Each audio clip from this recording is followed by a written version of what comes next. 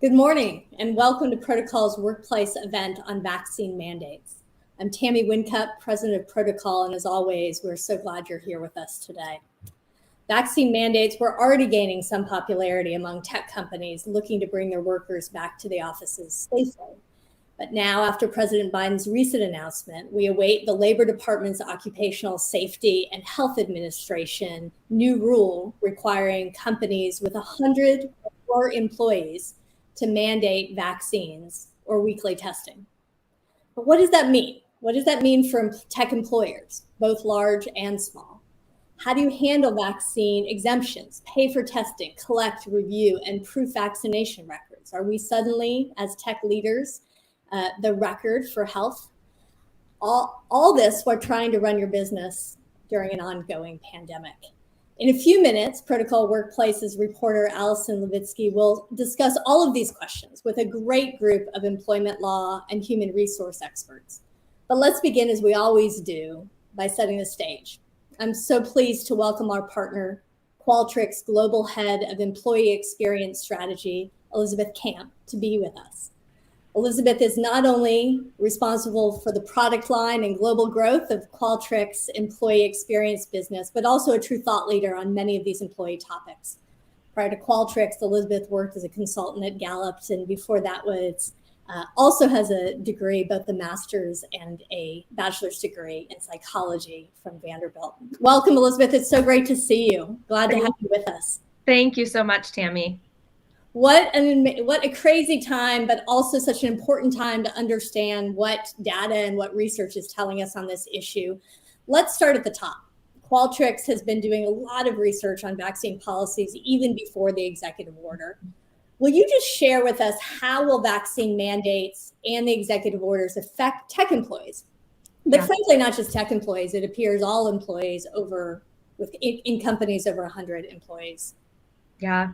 I mean, the mandate is going to be an adjustment for the majority of the workforce, but not necessarily equally in all industries. So prior to Biden's announcement, Qualtrics research had actually found that only 34% of participants said their employers were requiring vaccinations in the workplace. But when you look at technology or IT workers, this number was actually 20% higher.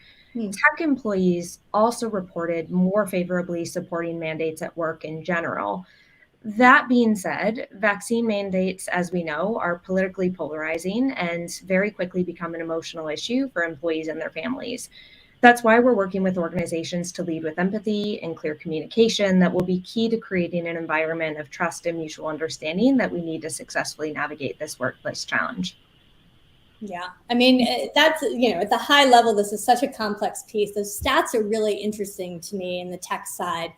So how do tech leaders prepare for this role they're about to play if they're not already? And what are some of the best practices that you're seeing people putting in place in terms of collecting, reviewing all of the pieces and elements that come with this? Yeah, certainly most organizations we speak to are already in the process of preparing, right? They're looking to move quickly, and there are a few critical things that I would advise employers to be thinking about. First is that idea of leading with trust and listening and creating open lines of communication and asking employees about their experience, working to understand how employees feel about the mandates and bringing them along in the journey with consistent communication. We're so hooked on this term of managing the new normal that I try to remind everyone I speak to that it's not just about managing the new normal or surviving it.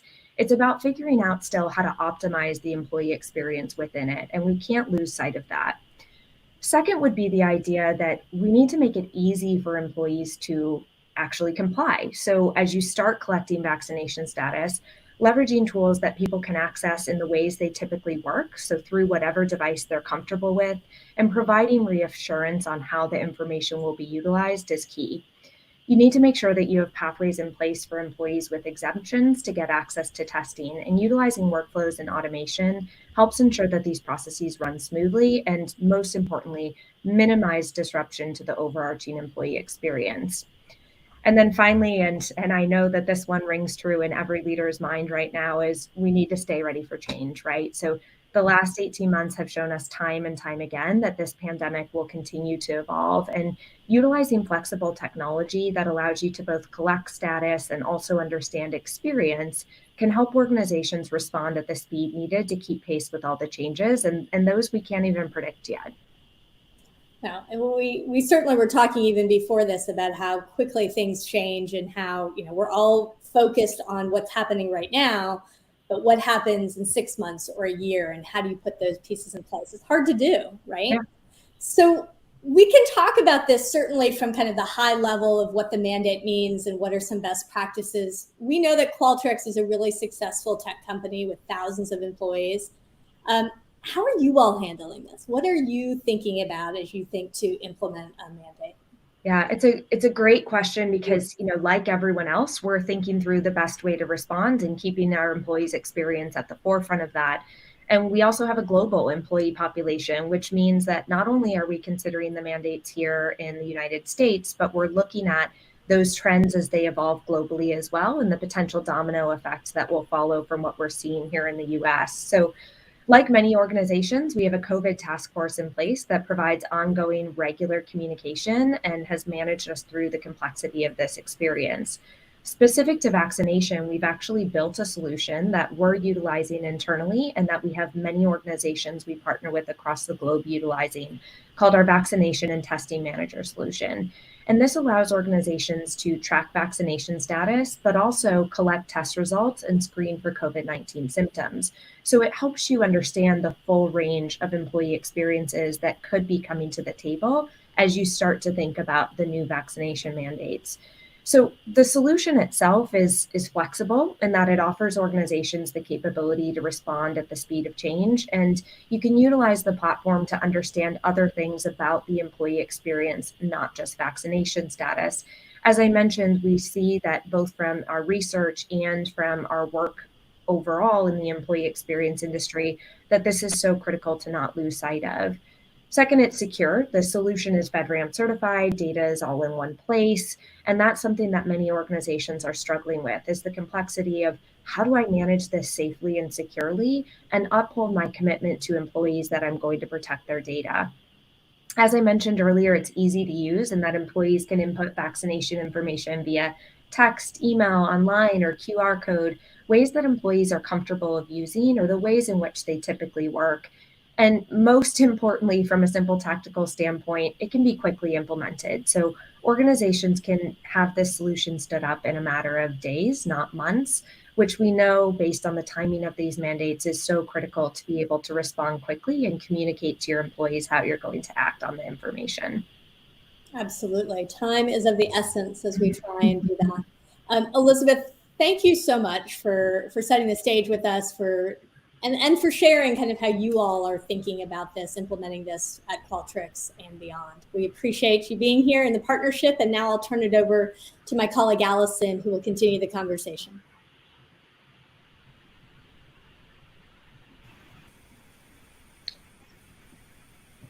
Thank you, Tammy, for the introduction, and thank you all for tuning in today. Obviously, COVID vaccine mandates have become a huge issue for tech companies, whether they're in the process of reopening offices or figuring out how they can reopen. And of course, soon it won't be optional for companies with 100 employees or more. So pending a new rule from OSHA, those companies will have to impose either a vaccine mandate or a weekly testing mandate. So we, like everyone else, have a lot of questions about this, and luckily we have an excellent panel today. I would love to have them introduce themselves. How about we start with Sadie and then go to the right. Of course. Hello, everyone. Good morning, good day. My name is Sadiqa Banks-Holsey, and I am an Assistant General Counsel and Human Resources Consultant with Engage PEO. Engage is a professional employment organization that serves as an HR administrator and support to both small and mid-sized corporations across the country. Specifically, Engage provides services to employers in the areas of benefits, workers' compensation, payroll, unemployment, and many other vital areas for the employment relationship. But one of the true differentiating factors with Engage PEO is that we also provide employment law guidance and human resources support from licensed employment attorneys. So thank you, Allison, for having us today. Rachel, could you introduce yourself? Sure. My name is Rachel Kahn, and I am a partner, a labor and employment partner and OSHA partner at Nixon Peabody, which is a global law firm. And I have spent all of COVID working with employers of all sizes in the tech companies as well on compliance with COVID regulations, and certainly working hard in advising employers on all of the new mandates and compliance issues there as well. Great. So we've got two employment lawyers, and then we have Brian. Could you introduce yourself? Yeah, sure. First of all, thanks for having me. I really appreciate you taking the time to invite me and have me join this. So my name is Brian Kropp. I'm the Chief of Research in Gartner's HR practice. And we work with thousands of HR executives across the globe to understand how they've been tackling this entire pandemic period, thinking about improving the performance of employees who are working remotely, managing the transition to hybrid. And obviously now, most recently, how do we manage through the vaccine mandate process? What decisions should we make? How to make sure it's fair and equitable and engaging for our employees throughout that whole process? And again, thanks for having me and looking forward to the conversation. Yeah, thank you all for being here. So I think the first question on my mind is, when can we expect this new emergency temporary standard from OSHA to actually go into effect? Biden announced it 3 weeks ago, and it's still a little fuzzy about when it's actually going to come out. Rachel, do you have a sense? Sure. So as you mentioned, when the Biden administration announced it a couple of weeks ago, they said, "Oh, you should expect it in the next couple of weeks." However, our sources within Fed OSHA say that they were given very little heads up from the White House that this directive was coming, that nothing was actually at that time drafted yet. So our understanding now is that that's in process. We know that they're not taking any more comments from anyone in terms of, typically we see these agencies will hold meetings with different stakeholders. They are not in that process right now. They are not taking any additional meetings. We do know that as well, the current head of Cal OSHA is meant to be confirmed as the head of Fed OSHA in the next couple of weeks. And we also expect that he will want a hand in this ETS. So that's a long way of saying there's not a timeline on this. I think we still have some weeks to go. Once they do have a draft, it has to go through the OMB as well, which could take a couple of weeks. Mm-hmm. So what do you think, and I'll open it up to the rest of the panel too. I mean, do you think before the end of the year? I mean, do you think there's a chance we could be waiting until January or later? I would expect that we see something, by the end of October. But in terms of the rollout of that, for instance, with the federal contractor guidance that just came out, that requirements are pushed out till December. So even if we see something in October, I wouldn't expect that it actually goes into effect until December or early next year. You mentioned Cal OSHA. From my understanding, there are, including California, there are 22 states that have their own OSHA program. And so then those states then can adopt their own policy, which can be stricter than the federal OSHA ETS. Is that correct? And how does that work, and how will that impact tech companies? Yeah, that's a great question. So Fed OSHA allows states to have their own, what they call state plans. And so they have jurisdiction in those states.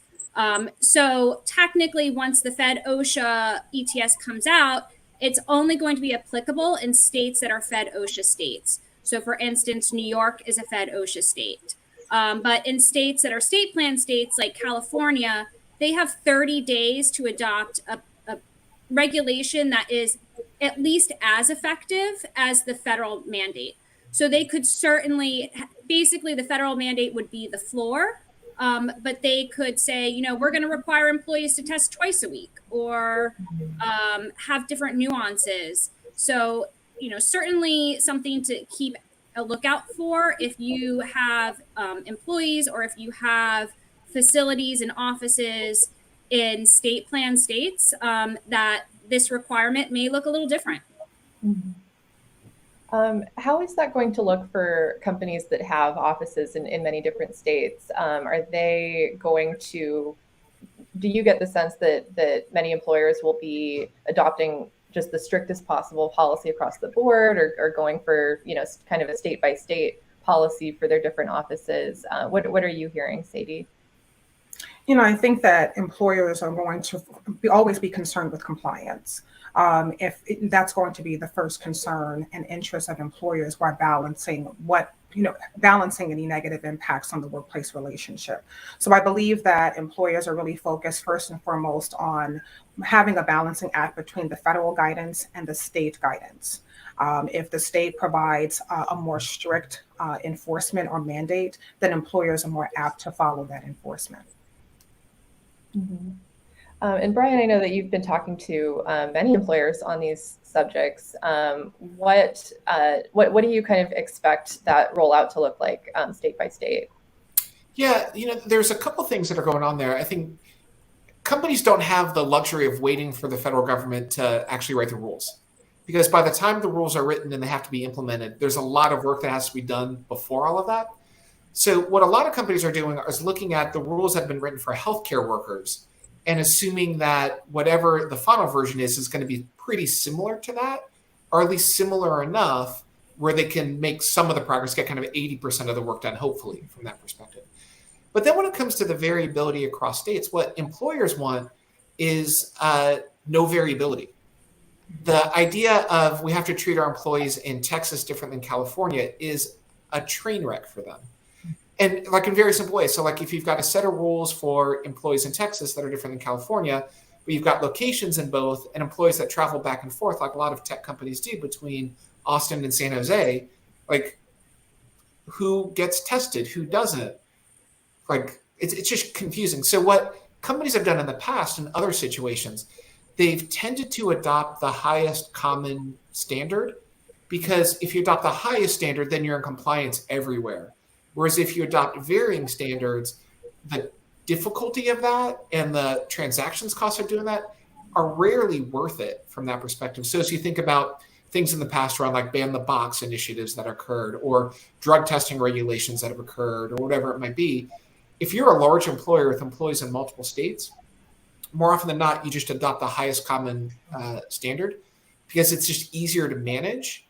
It might be more costly, it might be more time consuming to meet that standard, but it's easier because you've got one, and one done well is better than multiple done poorly from that perspective. I think you all have probably seen that there's a wide range of attitudes toward vaccine mandates in different states, and that, places like California, there might be more a higher comfort level with the vaccine mandate among the workforce, but there are plenty of other states where there's likely more resistance. So, does it make sense for a company to have those varying policies to sort of accommodate the local workforce and the prevailing attitudes toward it? Our advice to companies is no.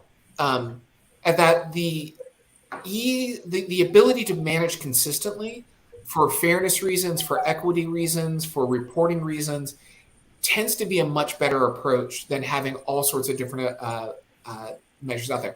With that said, though, what you are likely to see is different turnover implications from different rules that are put in place. Like, so for example, we've been collecting data from employees and employers about what percent of employees do they think will quit if their company puts a mandate in place.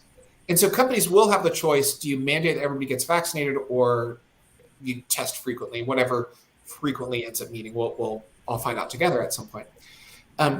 But what they're seeing and what they're expecting is that somewhere between about 2% and 8% of their workforce is likely to quit if there's a vaccine mandate, or will have to be fired by failing to choose to comply with that vaccine mandate. Now, if you're in a place where it's 2%, you can probably live with that, and that's painful, that's bad, but you can manage 2% at one moment. If it's 8%, then that could be a real problem, in particular if it's within particular talent segments, particular geographies, if it's more concentrated in one place or another.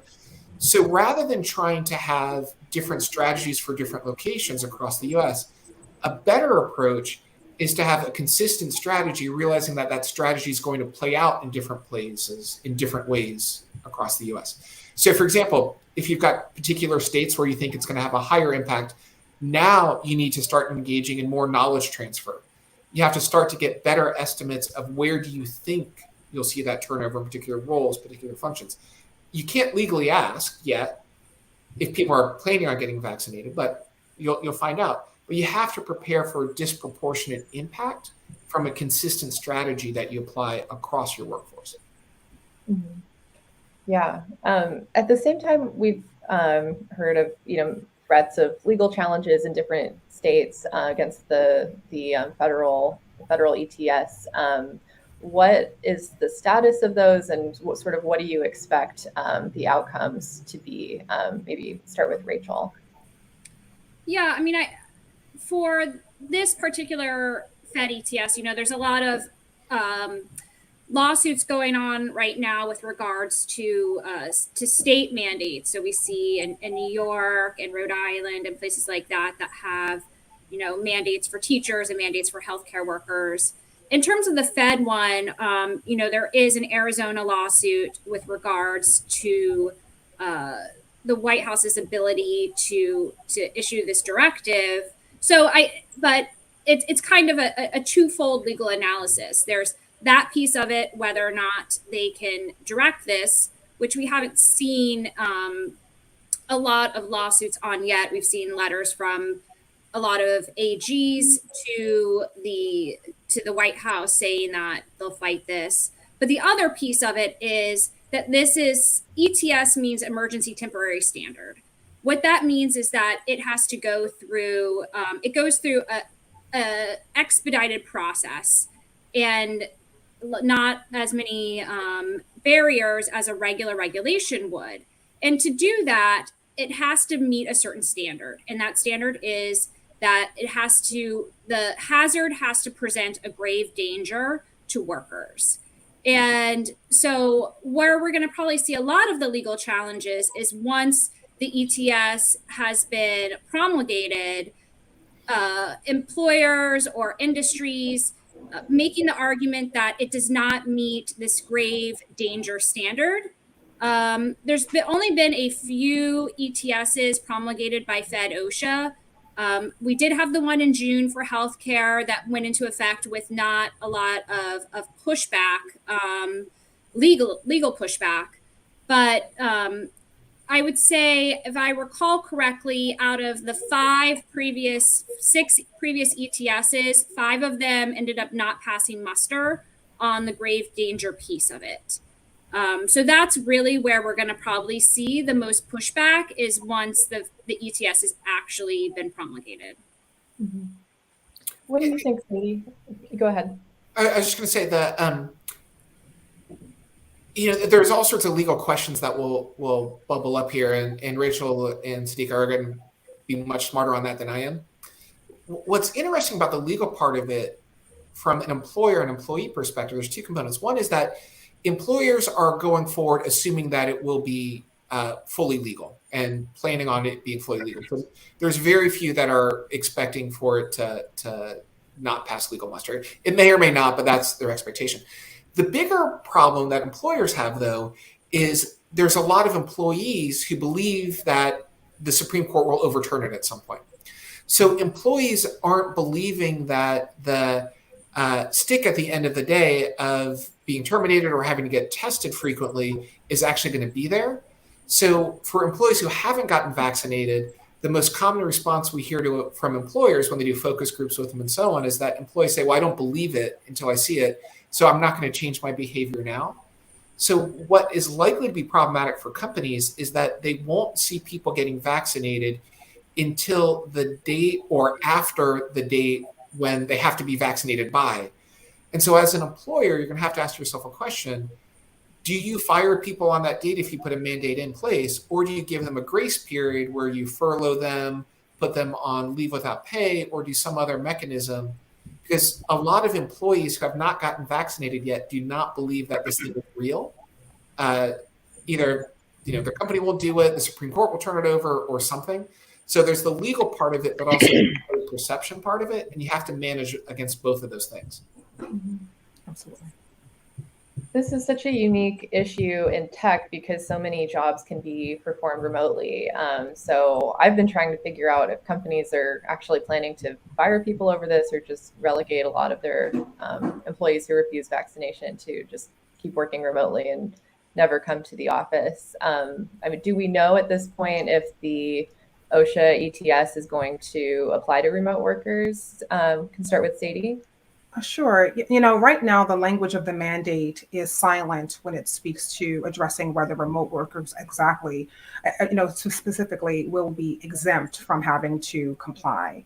Right now, the mandate's at 100 employees, it says 100 employees, and it's very broad, but when you think about it from a logical standpoint, the concern is really about employees that are going into an office on a day-to-day basis, or they're traveling on behalf of the business or interfacing with clients and prospective clients.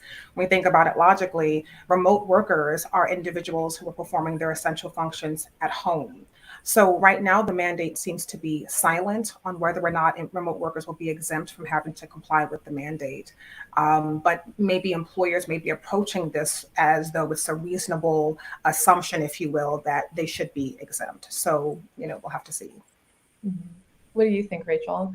Yeah, I agree. I think logically there would be why would it cover remote workers, because they're not really a direct threat to the workplace.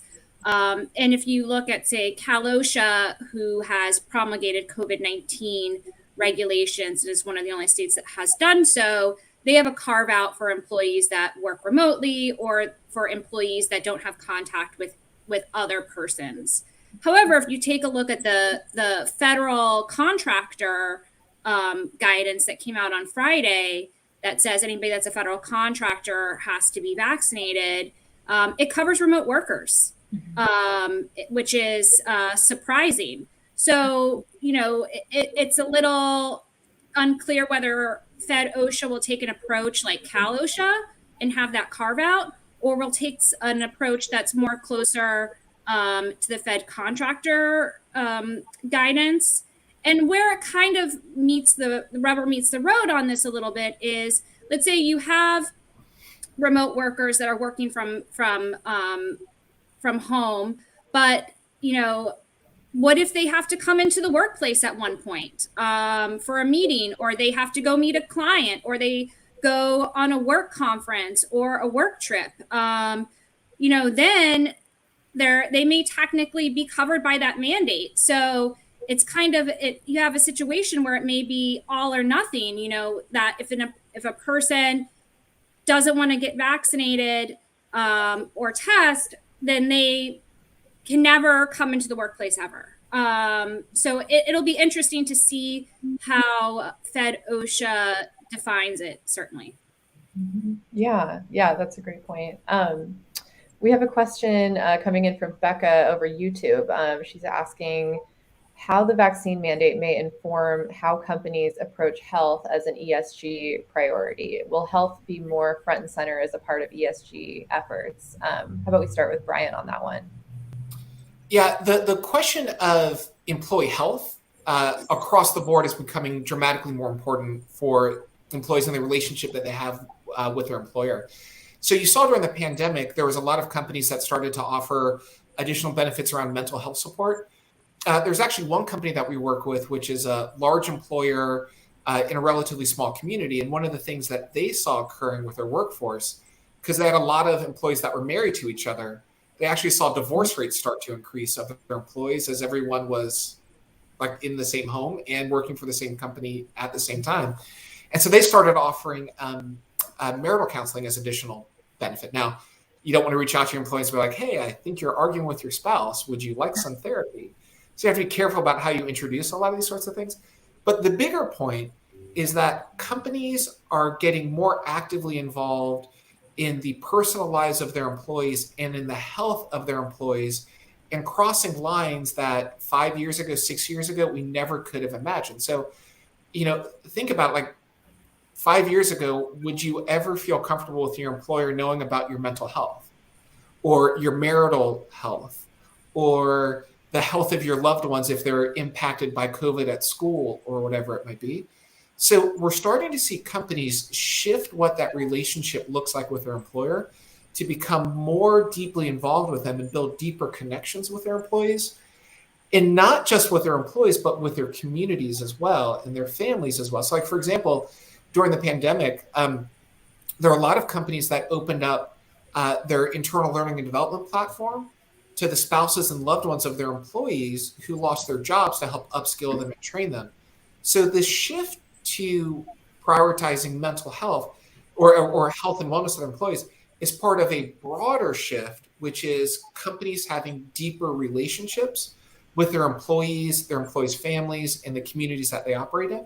And this is just part of that broader shift that's been occurring across the last couple of years. Yeah, that's really interesting. It's almost like you're not seeing your employees every day, so you have to, I don't know, you need more context or something to actually have a sense of how they're doing. I mean, go ahead. No, I was going to say it's part of this broader realization that a lot of companies have had and have been struggling with, is that you've got workers, and we used to think about them as employees. But one of the big things that the pandemic has revealed, and all of the aspects of it around mental health, remote working, vaccine mandates, employee health and safety, is a really obvious but simple realization, which is that there's actually human beings that work for us, not workers who work for us. And if we treat them like human beings, we're going to have a better relationship with them, and they're going to be higher performing, less likely to quit, more productive. But there's a silver lining that has emerged from all of this, which is just this radical idea that, it's human beings that work for us, not workers that work for us. And if we treat them like human beings, we can have a better relationship with them as an employer. Mm-hmm. And as a caveat, first and foremost, I agree with Brian. Employers are making it a priority to promote and offer, employee assistance program information for counseling. And, employers are now more interested in maintaining a balance between, whether the employee can come to work physically, but where are they mentally as well? The employers are learning to engage, or they should learn how to engage in these conversations or written communications with employees, but also, while they're maintaining this very interesting balance, also being cognizant that while engaging in the conversations, they shouldn't dig too deep. They also have to maintain the ADA rights, state employment rights, and other federal rights while engaging in these conversations. So it's definitely a balancing act. Yeah, and it's a super complex one, to see the point there, which is employees are inviting their employer into a greater degree. How do you do it fairly and equitably? How do you make sure that those decisions don't impact your next promotion decision? Because you don't want a manager in the back of their head saying, well, this person's great, but they did talk to me about their depression, so I'm not going to promote them. And it is a brand new world that employers have to navigate along these dimensions. Because in the past, it was, we will never speak of this. So it just wasn't there. But that has totally changed. And these questions around my religious beliefs about should I get vaccinated or not, agree or disagree with them, the fact that we talk about them now and it is part of the conversation is forcing employers and managers and HR professionals, managers in particular that have no experience in the space, to have really difficult conversations that they generally are not prepared for. And there are plenty of legal professionals that are waiting for an employer to make a mistake in this space, not because of intent, but because of lack of awareness, knowledge, capability, training, support, whatever it might be. And there's a lot of landmines out there that companies need to be aware of as just this relationship and dynamic is changing. Mm-hmm. Yeah, given the sensitivity of these conversations, would you say that it's better for managers to have these vaccine exemption conversations with employees, or should this be sent to a dedicated HR professional? Maybe we can start with Rachel. Yeah, so when it comes to these vaccine conversations, I guess, one, vaccine conversations, as a whole really shouldn't be necessarily happening with employers and managers, or with managers and employees necessarily. If we're talking about situations where we have vaccine mandates and it's around the person's vaccination status, or around the person's need for a potential exemption or accommodation, then those conversations need to be had with between individuals that are trained and understand that includes confidential medical information, that there are questions you can and cannot ask. Now, certainly the best way, or the easiest way to do that, is between an HR professional and employees. But everyone's business structure is different, and you may not be able to have the capacity for your HR professionals to be the ones to always have those conversations. So it may be a manager or it may be a safety specialist. But if that's the case, if that's what your business need is, you need to be making sure that you're training folks that this is confidential information. It needs to be treated as such. And what is the parameters of those conversations, and when they're appropriate, when they're necessary. Yes. There are definitely some do's and don'ts when it comes to the conversation. I believe that, in providing guidance to employers, consistency is key. What works for one employer is not going to work for another employer in terms of the design of their practice for this mandate. But there definitely can be, for example, one designated HR professional, or it can be a panel of individuals that are responsible for handling the process of exemption requests and the confidential information. Again, handling the proof of vaccination or the proof of testing and the results confidentially, and separating that information as confidential medical information, for example. So employers it's good for managers and leaders to be trained. But, some employers may opt to say, this is our panel of experts that are internal, or an HR professional that's the consistent communication for the employee. And employees may feel safer that way. Yeah. Allison, I'll share with you an interesting story on this exemption question, because it's one that we get a lot from the companies that we work with around. They're concerned that they're going to get a lot of people that apply for religious exemptions. And they're trying to figure out, how do you make sure that they're really true religious exemptions versus people just not wanting to get the vaccine? And I'm sure, there's probably legal questions associated with this approach, but a company that we were talking to yesterday, what they're actually doing is the form that you fill out to apply for a legal exemption. On that form as well, they have a thing that says, and it's basically to apply for this legal exemption or religious exemption, you have to not have had medical treatment for the last 5 years, or some language to that effect.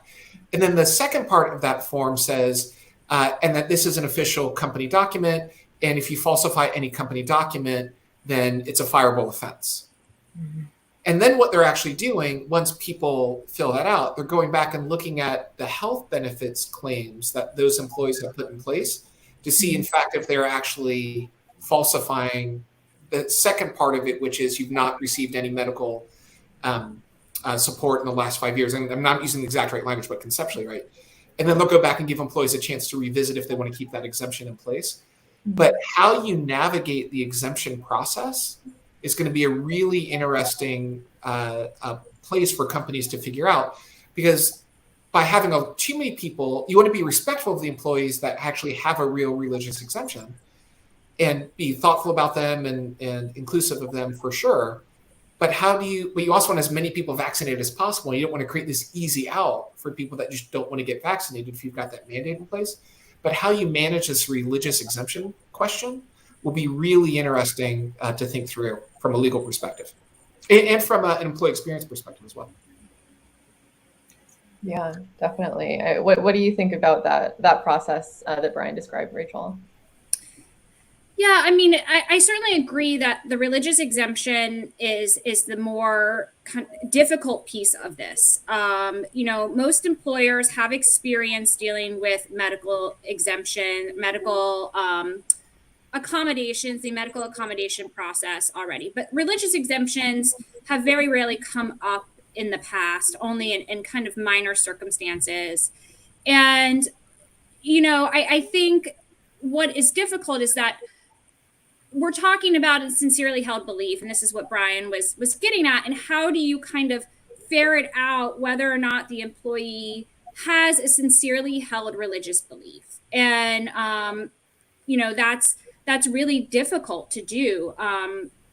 It's takes sometimes a lot of back and forth between the employer and the employee to kind of understand the belief and where it's coming from. If this is something that, to Brian's point, have they, and we see, the religious exemption kind of runs the gamut, from a belief that they don't seek medical treatment because, their well-being is in the hands of God, whether it's regarding fetal cells, in the development of vaccines generally, whether or not their particular religion has a stance on it. So even within the religious exemption category, there is a wide variety of what we're seeing. And it's so fact specific that it really kind of, it takes an employer kind of a lot to really kind of ferret that out. And this is even more of a reason why maybe employers are more fanning toward having one individual or a selected panel of individuals, experts internally to handle such confidential information. Questions surrounding religious exemptions is probably one of the most commonly asked questions, even predating what we're discussing today about the current administration's current mandate, that's expected mandate. And it's really about making objective determinations. It's about engaging in an interactive process that will help individuals who are assessing the requests to decide whether it is a seriously held religious belief. And that can be somewhat of a challenge for some employers because some of the religions they may not have ever heard of. So it's really about training individuals to have a consistent process to make such a determination, and engaging in asking for clarifying information, and again, without violating, anybody's employment rights. Mm-hmm. How do you verify that somebody's medical exemption is legitimate? What does that conversation look like? For medical exemption, it's the same process with the religious exemption. It's engaging in an interactive process. Another balancing act is here. Of course, you can ask as an employer some clarifying questions. Usually it's through an ADA process, and you can ask for clarifying information from the employee so that his or her treating physician can provide that clarification. And at the same time, if there are any verbal conversations, employers do not want to drill too deep because you can get into potential violations of something called GINA or their ADA rights. But an employer does have the right to ask clarifying questions, not only for an accommodation outside of this, of dealing with vaccinations, but also for the purpose of determining whether the requested exemption should be granted. So they can ask for clarifying information. One other issue just on the medical front there as well that companies need to be prepared for in terms of communicating with their employees about this is what happens if there's an adverse health impact that someone gets from the vaccine. So, we saw earlier that there were some issues, very, very rare, but there are some health issues like blood clots and such that emerge in very rare cases early on. But from an employee perspective, that's going to be in the back of an employee's head around, if I get the shot, will that happen? If my employer is forcing me to get that shot, is this what's going to happen? So how are you communicating with employees about concerns that they have around adverse health impacts that might be associated with the vaccine no matter how rare they in fact are. And that's where, as you're thinking about kind of the approach here, there's a lot of legal questions that you have to work through and navigate and have a great answer to. But you also have to put yourself in the shoes of the employee who's going through that experience and manage their perceptions of concern as much as you manage the real perceptions of concern and the legal perceptions, as well as the actual legal realities that are there. And those are all sorts of different dimensions along which you have to work through this process. And just because you're doing everything to the letter of the law, the experience from employees' perspective might actually be terrible. Conversely, it could create a great experience for employees that are a violation of the law. And you have to think about all of those dimensions as you're navigating through this process and thinking about mandate or testing, requirement, communication. There's so many moving pieces that you're going to have to keep in mind as an executive working through this. Yeah, in that rare case that somebody does have a blood clot or something else, negative reaction to the vaccine, what is the legal risk to the company when the vaccine mandate is required by OSHA? Sadie, do you know what that will look like? I'm unaware at this time what the legal risk would be. I understand that there would be a concern, but at the same time, the reason why the employer has required the vaccine is because it was, mandated. It's in response to an ETS. So I can't imagine at this time if there would be great legal risk to an employer who's attempting to comply with the federal mandate. I don't know if the co-panelists know something else. Yeah, I would add to it, we expect that they have said that the ETS will include, the employer will pay for time if an employee has adverse reactions to the vaccine. So like many laws that we've seen, here in California with the COVID-19 supplemental sick leave, it will provide time, to get vaccinated. And if there's adverse effects that the employer is going to be paying for that time. How much of that time, we don't know. But, typically if you are mandating a vaccine and an employee has an adverse reaction, in most states, it's going to fall under workers' comp. And because it'll be a work-related injury. And for many states that bar is high to get out of the workers' comp arena. So it may depend on the state law as well as to, workers' comp law in that state as to whether or not workers' comp is going to be the only remedy for employee injury, but that would typically be the case with a work-related injury. Yeah. Brian, you've been talking to a lot of companies about their plans, just in implementing vaccine mandates. What have you been hearing about companies that are, ready to just, jump in, or are companies still waiting out to hear from OSHA? So I can kind of tell the journey so far on the decision to mandate or not. This is going to be across companies, not just tech companies. Back in January, only 2% of companies were planning on having a vaccine mandate. June, July, that number got up to about 8%. In August, it was 16%. We surveyed 400 companies literally yesterday, and that number is right around 25% now that have a vaccine mandate in place. There's another 13% that are planning on putting a vaccine mandate in place. So you add those two together, we're about 40% of companies that have either implemented one or are planning on implementing one. And different surveys will have slightly different numbers, but that's the sort of range that we're in at this point. There's about 20% of companies who don't know what they're going to do yet. But what that means is that there's about 40% of companies that are going to have a testing approach, not a vaccine mandate approach. And so, when you look at it from that perspective, there's a lot of companies that are going to have to juggle not just did you get the vaccine and how do we track that, but how do we test every week, test twice a week, whatever the different rules might be. And that then starts to generate a whole other set of questions that companies are starting to wrap their heads around now, which is, well, if we're going to be testing, do we do the testing by mail? Do we do the testing of the conversation earlier about people that are just remote or not? Do we do testing on site? Who pays for the testing? What sort of workflows do we need to create to enable the testing to occur, and so on.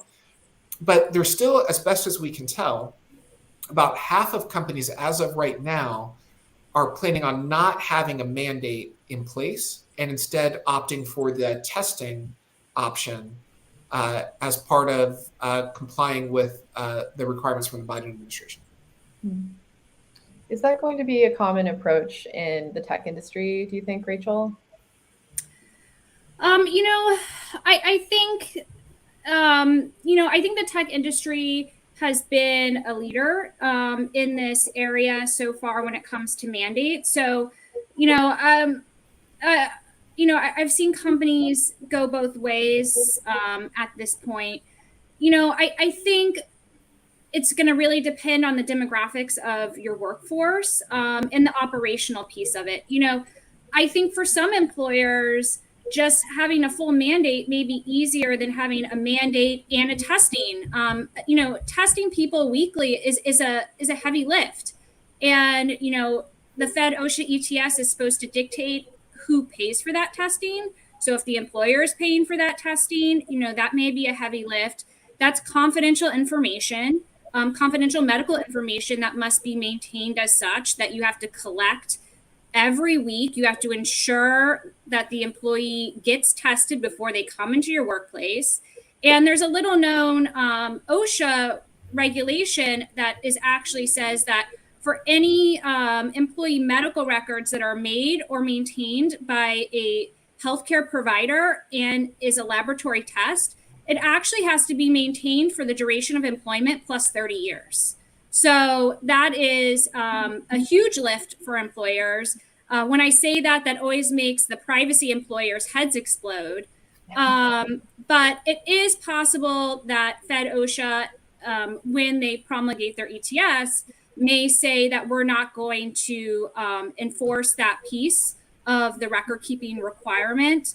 We've seen that in California. Cal OSHA has said that with regards to, for instance, vaccination status, they're not going to consider that a medical record for the 30-year rule.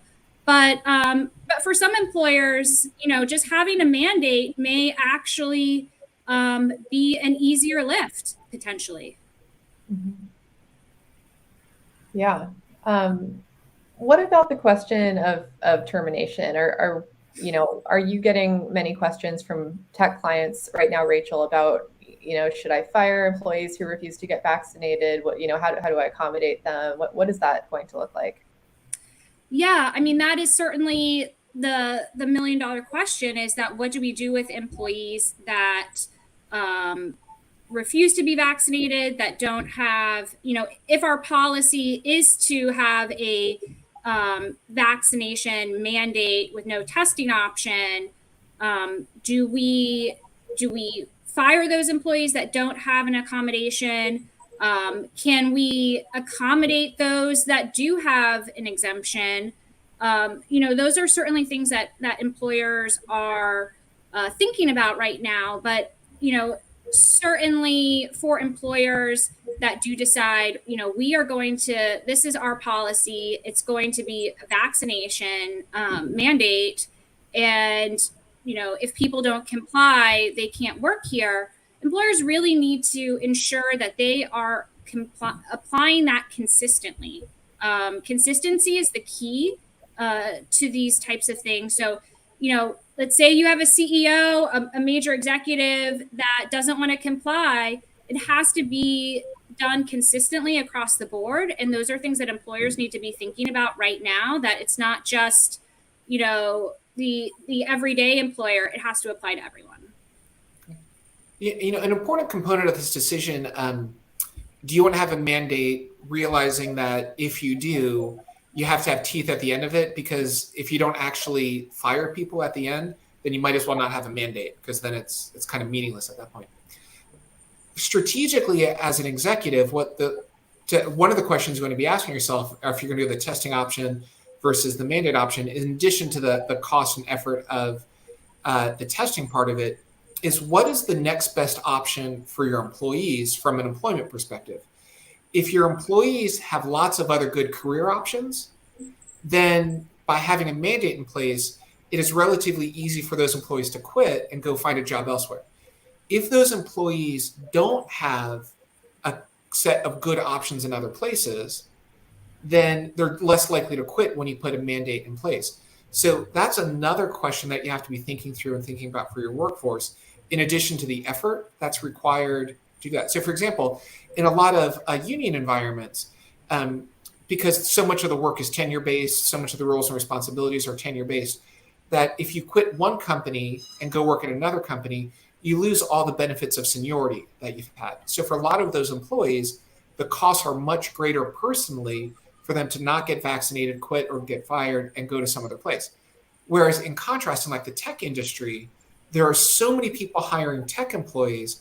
As a tech employee, if you choose not to comply, odds are you've got really good opportunities to go to other places if you're skilled. So it's a really important strategic question, in addition to the legal question, the effort question. What is the next best alternative for your employees? And if they're really robust, you should expect to see more employees having to get fired or quit by putting a mandate in place. And that's just another thing to put in the calculus as you're thinking through what to do strategically as an employer here. Mm-hmm. I think, termination used to be one of the answers for employers. It was one way to bring about a resolution and to bring in new talent. But when it comes to thinking about a vaccination mandate, that really may not be the resolution, especially in the current times when employers are having difficulty with terminating an employee and finding suitable talent. So sometimes as some guidance that can be provided to an employer is, what are the alternatives to termination? Can this employee work remotely? If there's no exemption, is there something else that the employee can do within the organization, because you've already invested time and resources in training them to know your company's culture and way. So sometimes termination may not be the answer. At the same time, not terminating for complying with a policy could set the wrong precedent. So it's, again, we're dealing with new avenues and lanes that employers are learning to navigate. But termination sometimes may not be the answer. But again, following the policy may also be, the most important. We have to be careful here as an employer that we don't create a, please don't throw me in the briar patch sort of moment, where employees who do want to work remote, but you want people to come back to the office place to say, well, if you choose not to get vaccinated, then you're going to stay employed and you just get to work remote the whole time. If you want to be a remote first company, that's totally fine. But if you want to be a company where the expectation is that people are coming into the office unless they get this exemption, then it is very much a don't throw me in the briar patch sort of moment that you have to be careful about. Well, we're down to 2 minutes and we haven't talked about contractors at all. So I would love to get your opinions on what this vaccine mandate is what impact it's going to have on the many contractors who work in the tech industry. Are they going to need to get vaccinated? Is this going to be included in the federal OSHA ETS? Are companies going to apply it to contract workers anyway? What is that going to look like? Maybe we can go to Rachel on that one. Yeah, well, certainly if the contractor's employer falls under the 100 employee plus rule, then they will that kind of takes care of the piece there. But if they don't have their own mandate, then and you're an employer that has a vaccination mandate or a vaccine or test mandate, most employers that I've worked with have set a similar standard for their contractors as for their employees that are coming on site. So if they're requiring that their employees come on site, mandate or vaccinate or test, that we could expect probably something similar for their contractors. If it's a vaccination mandate, you can't come into my workplace, my office, my facility without being vaccinated. We would expect that to see that as well as a policy for contractors. And that's generally what I have seen. So I would expect similar rules, similar rules put in place for really anybody that's coming onto the work site. Mm-hmm. Are you seeing anything different, Sadie? I see that there are definitely the mandate includes language pertaining to federal contractors and individuals working with the government, that they're covered by the mandate, that they will be required to choose between the increased testing or get vaccinated. I believe that there may be some kinks to iron out when it comes to employees, for example, that work for a company that will not be covered by the mandate, but those individuals are under a private contractual relationship to work on site with an employer that does have to comply with the mandate. So I think there are going to be some kinks to iron out there. Yeah.